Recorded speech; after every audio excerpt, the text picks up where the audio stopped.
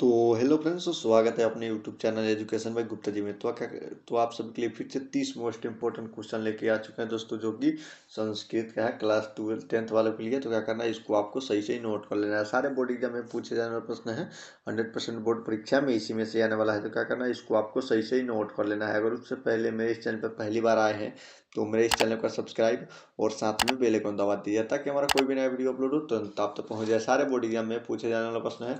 तो चलिए बिना समय क्वेश्चन की ओर चलते हैं। तो आपको पहला नंबर में दिया जा रहा है, आलस कथा पाठ कुत्र संकलित, मतलब आलस कथा पाठ पाठ में क्या संकलित है। तो आपका इसका राइट आंसर, एक राइट आंसर बी हो जाएगा। पुरुष परीक्षा से संकलित है आलस कथा पाठ। इसको आपको सही से नोट कर लेना है।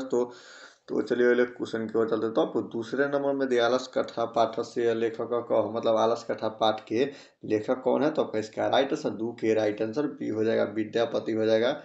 आलस कथा पाठ के लेखक कौन है, तो विद्यापति हो जाएगा, विद्यापति हो जाएगा आलस कथा पाठ के लेखक। राइट आंसर आपका बी हो जाएगा। तो चलिए अगले क्वेश्चन की ओर चलते हैं। तो आपको तीसरे नंबर में दिया जा रहा है, 3 नंबर में मैथिली कवि क आशिता, मतलब मैथिली कवि कौन है इनमें से। तो आपका इसका राइट आंसर 3 के राइट आंसर सी हो जाएगा, विद्यापति मैथिली कवि है। इसको आपको सही से नोट कर लेना है, राइट आंसर सी हो जाएगा। तो चलिए अगले क्वेश्चन की ओर चलते हैं। तो आपको 4 नंबर में दिया जा रहा है, 4 नंबर में अपनी भूख मिटाने के लिए भी कौन कुछ भी नहीं करता है। तो आपका इसका राइट आंसर 4 के राइट आंसर बी हो जाएगा। आपका इसका राइट आंसर बी हो जाएगा, आलसी। आलसी अपने भूख मिटाने के लिए कुछ भी नहीं करता। इसको आपको सही से नोट कर लेना है, राइट आंसर बी हो जाएगा दोस्तों। सारे बोर्ड एग्जाम में पूछे जाने वाला प्रश्न है। तो चलिए अगले क्वेश्चन की ओर चलते हैं। तो आपको 5 नंबर में दिया जा रहा है, ब्रिजेश्वर कौन था। ब्रिजेश्वर कौन था। तो आपका इसका राइट आंसर 5 के राइट आंसर बी हो जाएगा, मिथिला के मंत्री था ब्रिजेश्वर। इसको आपको सही से नोट कर लेना, बी राइट आंसर इसका सही हो जाएगा। तो चलिए अगले क्वेश्चन की ओर चलते हैं। तो आपको 6 नंबर में दिया जा रहा है, आलसशाला में आग क्यों लगाई गई थी दोस्तों। आलसशाला में आग क्यों लगाई गई थी। तो आपका इसका राइट आंसर 6 के राइट आंसर बी हो जाएगा, आलसियों की परीक्षा लेने के लिए आलसशाला में आग लगाई गई थी। बी राइट आंसर इसका सही हो जाएगा, आलसियों की परीक्षा लेने के लिए। इसको आपको सही से नोट कर लेना है दोस्तों। तो चलिए अगले क्वेश्चन की ओर चलते हैं। तो आपको 7 नंबर में दिया जा रहा है, आलसशाला में आग लगाने के बाद कितने लोग नहीं भागे थे। आलसशाला में आग लगाने के बाद, तो आपका इसका राइट आंसर 7 के राइट आंसर सी हो जाएगा। 4 लोग जो थे आलसशाला में, उसी में आग लगने के बाद में उसी में भी रह गए थे, भागे नहीं थे। बाकी लोग सारे भाग गए थे जब आलसशाला में आग लगाए गए थे। तो 4 लोग बचे थे। आपको जैसे कि परीक्षा में पूछ दिया, आलसशाला में कितने लोग, मतलब आग लगने के बाद में कितने लोग रह गए थे। तो 4 लोग। आपको इसका राइट आंसर सी हो जाएगा।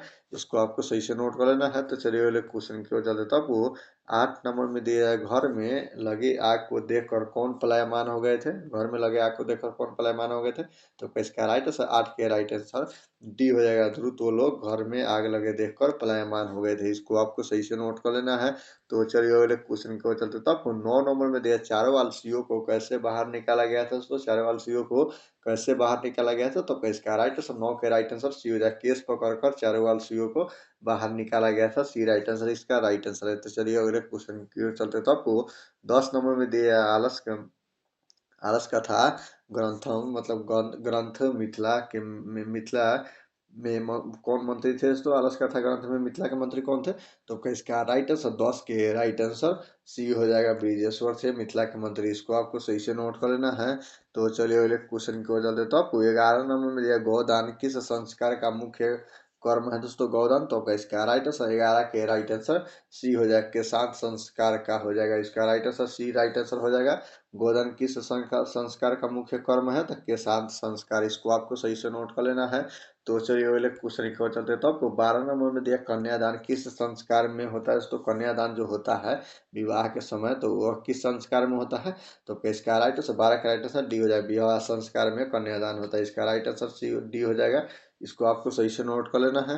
तो चलिए अगले क्वेश्चन की ओर चलते हैं। तो आपको 13 नंबर जो अंतिम शिक्षा संस्कार का नाम क्या है दोस्तों। जो अंतिम शिक्षा संस्कार है उसका नाम क्या है। तो इसका राइट आंसर 13 के राइट आंसर डी हो जाएगा, शर्मा, मतलब समावर्तनम हो जाएगा। इसको आपको सही से नोट कर लेना, जो कि अंतिम शिक्षा संस्कार है, समावर्तनम हो जाएगा। तो चलिए अगले क्वेश्चन की ओर चलते हैं। तो आपको 14 नंबर में दिया, विवाह संस्कार के अंतर्गत क्या नहीं आता है? विवाह संस्कार के अंतर्गत, तो इसका राइट आंसर 14 का राइट आंसर ये हो जाएगा। गोदान विवाह संस्कार के अंतर्गत नहीं आता, इसका राइट आंसर ये हो जाएगा। इसको आपको सही से नोट कर लेना है। तो चलिए अगले क्वेश्चन की ओर चलते, तो आपको 15 नंबर में शैक्षणिका मतलब संस्कार कति संति, मतलब शैक्षणिका संस्कार कति संति, मतलब शैक्षणिक संस्कार में कितने थी संस्कार है? तो इसका राइट आंसर 15 के राइट आंसर ये हो जाएगा 5 हो जाएगा। शैक्षणिक संस्कार कति मत संति, तो 5 है। इसको आपको सही से नोट कर लेना, 5 हो जाएगा। तो चलिए अगले क्वेश्चन की ओर चलते, तो आपको 16 नंबर में सीमांतो नयनन सीमांतो नयनन किस प्रकार का संस्कार है? सीमांतो नयनन, तो इसका राइट आंसर 16 के राइट आंसर ये हो जाएगा। जन्म पूर्व संस्कार है सीमांतो नयनन, इसको आपको सही से नोट कर लेना है। तो चलिए अगले क्वेश्चन की ओर चलते, तो आपको 17 नंबर प्राचीन काल में शिष्यों को क्या कहा जाता है? तो इसका राइट आंसर प्राचीन काल में शिष्यों को क्या कहा जाता था? तो इसका राइट आंसर 17 के राइट आंसर बी हो जाएगा, ब्रह्मचारी हो जाएगा। ब्रह्मचारी हो जाएगा। प्राचीन काल में शिष्यों को ब्रह्मचारी कहा जाता था, इसको आपको सही से नोट करना है, बी राइट आंसर इसका हो जाएगा। तो चलिए अगले क्वेश्चन की ओर चलते, तो आपको 18 नंबर स्वामी दयानंद का जन्म कब हुआ था? तो स्वामी दयानंद का जन्म कब हुआ था? तो इसका राइट आंसर 18 के राइट आंसर बी हो जाएगा। 1900 भले 1824 ईस्वी में स्वामी दयानंद का जन्म हुआ था, बी राइट आंसर इसका सही हो जाएगा। तो क्या करना है, इसको आपको सही से नोट कर लेना है। तो चलिए अगले क्वेश्चन की ओर चलते, तो आपको 19 नंबर में दिया जा रहा है स्वामी दयानंद ने किस नगर में आर्य समाज की स्थापना की थी? स्वामी दयानंद ने, तो इसका राइट आंसर 19 के राइट आंसर 19 का राइट आंसर बी हो जाए। मुंबई में आर्य समाज की स्थापना की थी स्वामी दयानंद ने, इसको आपको सही से नोट कर लेना है। तो चलिए अगले क्वेश्चन की ओर जाते, तो आपको 20 नंबर में दिया जा रहा है। 20 नंबर में गुजरात प्रदेश स्थित टंकरा ग्राम किसका जन्म स्थल है? तो इसका राइट आंसर 20 के राइट आंसर सी हो जाए। स्वामी दयानंद का जन्म स्थल है टंकरा ग्राम, इसको आपको सही से नोट कर लेना है। तो चलिए अगले क्वेश्चन क्यों चलते, तो आपको 21 नंबर में दिया मंदाकिनी वर्णम पाठस्य रचनाकार अस्ति, मतलब मंदाकिनी वर्ण का पाठ के रचनाकार कौन है? तो इसका राइट आंसर 21 के राइट आंसर बी हो जाएगा, महर्षि वाल्मीकि हो जाएगा। इसको आपको सही से नोट कर लेना है, बी राइट आंसर इसका सही हो जाएगा।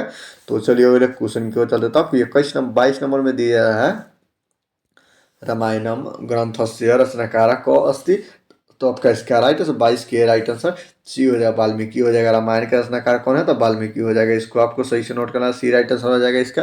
तो चलिए अगले क्वेश्चन को चल देता, आपको 23 नंबर में दिया मंदाकिनी वर्णम पाठ किस ग्रंथ से संकलित है? तो इसका राइट आंसर 23 के राइट आंसर ये हो जाएगा, रामायण से संकलित है मंदाकिनी वर्णम पाठ, इसको आपको सही से नोट कर लेना, ये राइट आंसर इसका सही हो जाएगा।